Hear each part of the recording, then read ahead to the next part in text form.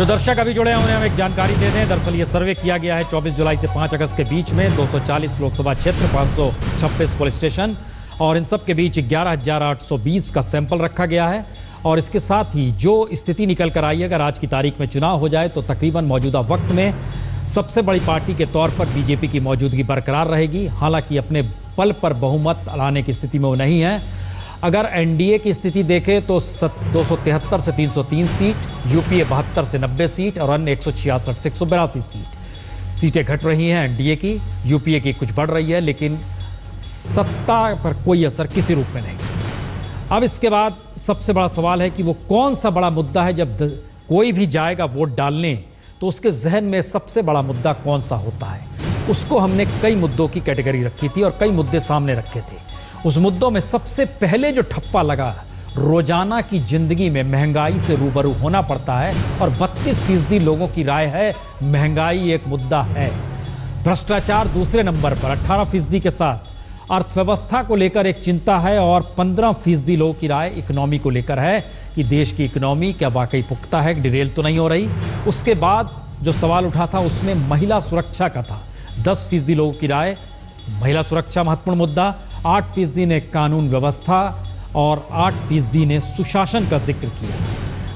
दरअसल इन सब के साथ एक चीज और बता दें कि दरअसल जहन में 2 और मुद्दे रखे गए थे जो हमने इसमें दिखलाए। उसमें था कि सरकार अस्थायित्व उसमें जो आता है उसको लेकर का 5% लोगों की राय, और मसला था सांप्रदायिकता का, उस पर सिर्फ 2% लोगों की राय थी।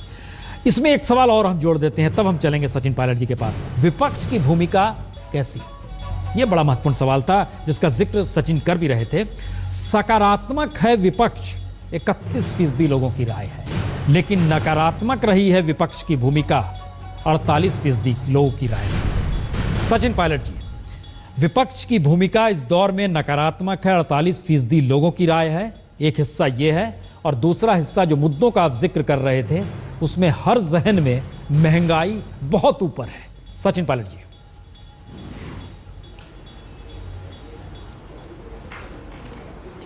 मैं सिर्फ 1 मिनट चाहूंगा। मैं बहुत संतोष से सुन रहा था हमारे बीजेपी के मित्र जो बोल रहे थे, अपने आप को बहुत बड़ा धरतीपुत्र कह रहे हैं, लेकिन मैं उनको बताना चाहता हूं कि राजस्थान में जहां चुनाव हुए हैं, यहां की मुख्यमंत्री जो एक महारानी हैं, उनके गृह क्षेत्र में हमने उनको धूल चटाई है।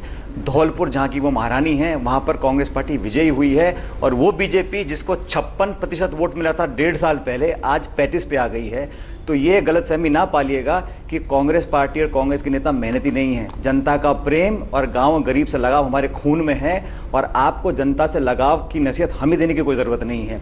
आज जो चुनाव आए हैं उसमें मुख्यमंत्री के गृह क्षेत्र में अगर बीजेपी हारी है तो उसका कौन जवाब देगा।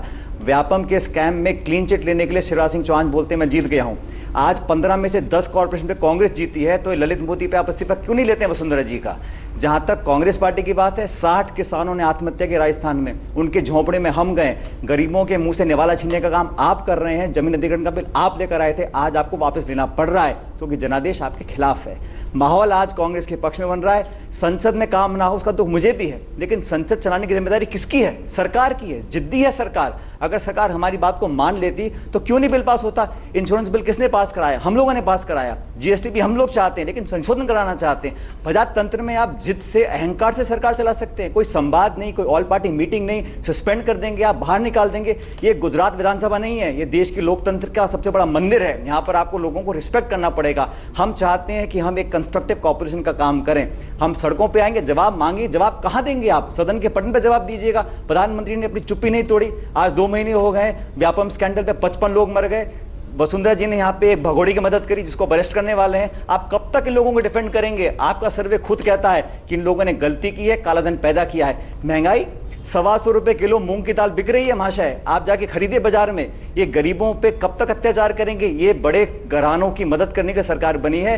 धीरे धीरे जैसा 1 साल में हुआ है, अगले 2 साल में देखिएगा आप, बीजेपी का ग्राफ बिल्कुल नीचे आएगा और कांग्रेस और हम सब लोग मिलकर दोबारा जनता के मन में बसेंगे। सचिन जी, इस बात का ध्यान आपको रखना चाहिए। आपने सर्वे के उन आंकड़ों का जिक्र किया कि ये जो मंत्री हैं उनको इस्तीफा देना चाहिए, पब्लिक का मूड है। साथ ही साथ आंकड़े ये भी बताते हैं कि विपक्ष की भूमिका नकारात्मक रही है, ऐसे बड़ी संख्या में लोग कह रहे हैं। मुझे लगता है इससे कुछ न कुछ संदेश लेना चाहिए कांग्रेस को। जी जी शिकान जी। जी देखिए, बिल्कुल मैंने कहा था कि हमारा विकल्प क्या है। पार्लियामेंट अगर पार्लियामेंट में मुख्य प्रधानमंत्री जवाब नहीं देंगे तो कहाँ देंगे? सुन लिया आपको, अब आप सुन भी लो। प्रसून जी, ये धरती पुत्र के हवाई पुत्र हैं, ये तो वास्तविकता है। इनके पिताजी धरती पुत्र थे और हमारे पड़ोस में ही थे। तो मैं धरती पुत्र हूँ नहीं हूँ वो छोड़ दो, लेकिन इतना बता दो कि जिस प्रदेश के आप अध्यक्ष हैं वहाँ इतनी बुरी तरह से हार आपकी क्यों हुई? नंबर 2, आप परसेंटेज की बात कर रहे हैं जनाब। आपको पिछला 2010 में जो निगम के चुनाव थे उसमें जो आपकी स्थिति थी, आपको 35.31 मिला था और हमको 36.34 था। और अब जो 15 का चुनाव हुआ है उसमें बीजेपी को 37.16 मिला है और 33.77 आपका है। तो आंकड़ों दिखाकर ये आप जनता को अपने आप को गुमराह कर सकते हो, लेकिन जनता स्पष्ट है। आप अपने घर में अजमेर में हार गए और नवंबर में 7 मेयर हमने आपसे ले लिए और आपके ही घर का हमने मेयर ले लिया और 113 में से 25 आपके खाते में है और कल चुनाव होगा, 85 से ऊपर हमारे लोग बनने वाले हैं। तो जनता में जवाबदेही होती है और जवाबदेही से आप भाग रहे हैं। आप हम पर आरोप लगाइए, आप आरोप लगाते रहिए, लेकिन जनता ने हमें बदलाव के लिए चुना है और 125 रुपए मूंग की दाल नहीं है। आप जाते नहीं हो खरीदने, आपके घर में आती होगी 90 रुपए है और वो भी विरासत में हमको मिली है। ये सारी दिक्कतें और इनको हम आने वाले समय में ठीक करेंगे। आप अपने युवराज से पूछो कि जो किसान दाल उगाता है गांव में, उसके लिए कुछ किया क्या? उसके लिए कुछ नहीं किया। उसको मारने की आपने कोशिश की। उसको कैसे आर्थिक रूप से संपन्न किया जाए इसकी चिंता 10 साल में कांग्रेस ने नहीं की और हम कर रहे हैं कि किसान के बेटा को, किसान के खेत को सबसे पहले पानी चाहिए, नहर में पानी, वो आपने नहीं दिया। उसको बिजली चाहिए, वो आपने नहीं दी। उसको रोजगार चाहिए, वो आपने नहीं दिया। सड़क चाहिए, वो नहीं दिया आपने। वो 2 बीघे खेत में अगर घिया, भिंडी, टिंडा अगर उगाएगा, पालक उगाएगा तो ठीक से बाजार में ले जाएगा, लेकिन सड़क आपने नहीं दी, नहर में पानी आपने नहीं दिया, उसको बिजली नहीं दी आपने। तो आप इन आरोपों को हमारे ऊपर लगा रहे हो।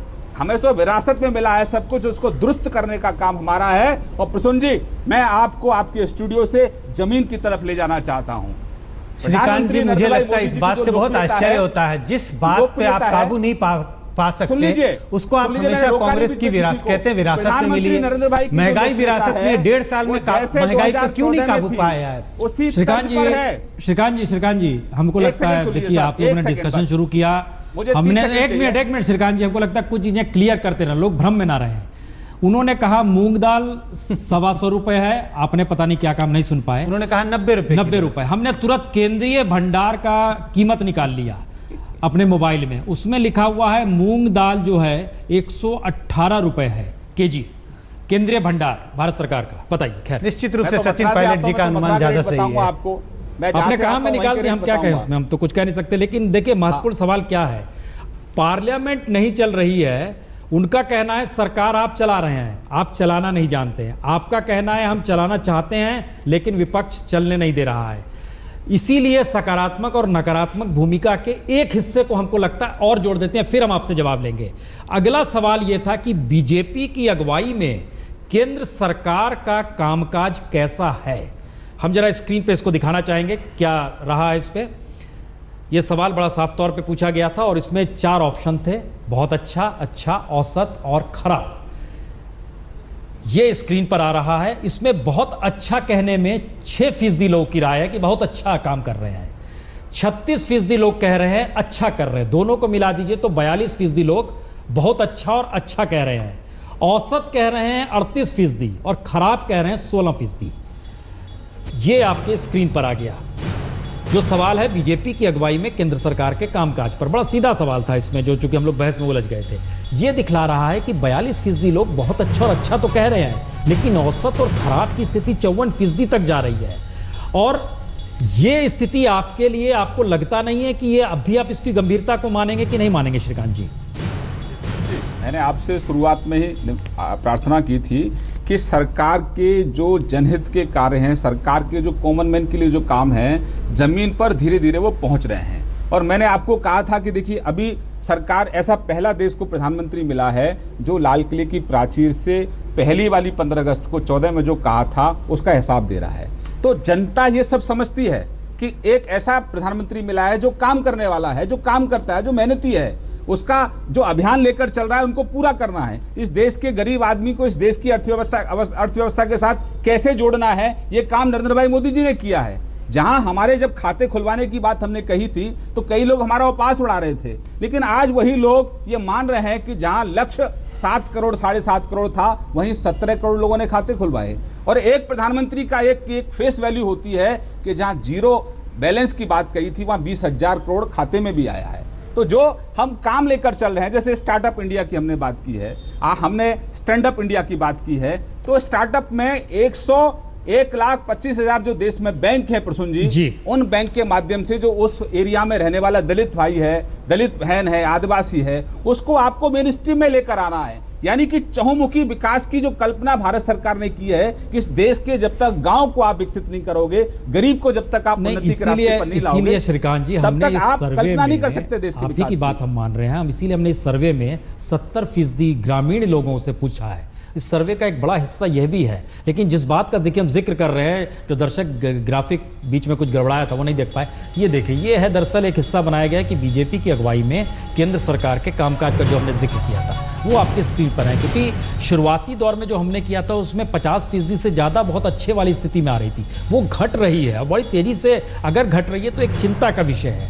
और इसके साथ एक अगला सवाल जिसको लेकर सचिन पायलट लगातार एक बात का जिक्र कर रहे हैं कि हम लोग अच्छा काम कर रहे हैं। हम इसके बाद का एक हिस्सा और आपको दिखाते हैं कि अगले 5 सालों में, यानी अगले 5 सालों का मतलब 2019 ही रखा गया, क्या कांग्रेस उभर जाएगी? ये बड़ा सीधा सवाल था कि क्या कांग्रेस उभर जाएगी, क्योंकि जिस सदमे में वो है, सिर्फ 44 सीट पे सिमटी हुई है, उस पर लोगों की क्या राय थी? उस पर 43% लोगों का कहना है उभर जाएगी, 35% लोगों का कहना है नहीं उभर पाएगी।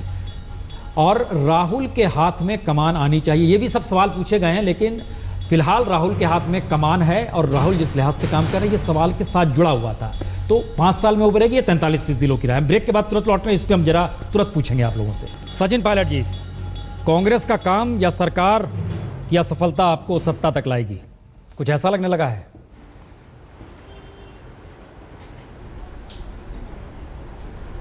देखिए, हम लोग मेहनतकश लोग हैं, जनता ने हमको कहा विपक्ष में बैठिए, हम बैठे हैं विपक्ष में, लेकिन सरकार को भी अकाउंटेबल बनाने की जिम्मेदारी हमारा एक राजनीतिक धर्म है। और हम अगर लगाव रखेंगे, जुड़ाव रखेंगे, जनता के बीच रहेंगे, सक्रिय रहेंगे, तो निश्चित रूप से हम लोग आएंगे। राजनीति में हार जीत एक क्रम है, हारते भी हैं, जीतते भी हैं, लेकिन अपने संकल्प और अपने सिद्धांत के साथ हम समझौता नहीं करने वाले हैं। हम सच्चाई बोलेंगे, संघर्ष करेंगे, और ऊपर वाला चाहेगा, जनता चाहेगी, तो निश्चित रूप से हम लोग वापसी करेंगे और बम्पर वापसी होगी। और जो ग्राफ आप दिखा रहे हैं लगातार बढ़ता चला जाएगा।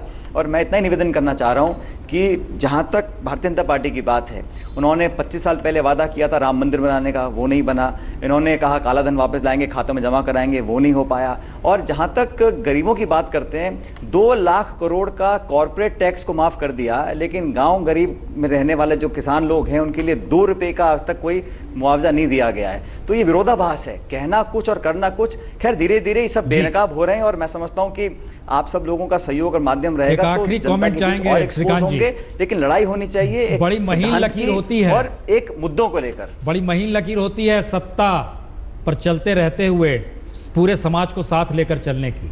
आपको लगता है सफल हो रहे हैं? प्रसून जी, हमारा तो ट्रैक रिकॉर्ड है कि हम जनता का आशीर्वाद लेते रहें और हमारा मकसद है विकास। जनता हमें विकास के लिए चुनती है और हम विकास करते रहेंगे। रास्ते में जितनी भी अड़चनें आएंगी, जनता के आशीर्वाद से उन अड़चनों को दूर करेंगे। अल्टीमेटली लक्ष्य है इस देश के हर गांव में 24 घंटे बिजली, हर गांव में सड़क, हर गांव में अच्छा स्कूल, किसान के बेटे को अच्छी शिक्षा, अच्छा रोजगार और किसान के परिवार को अच्छी चिकित्सा।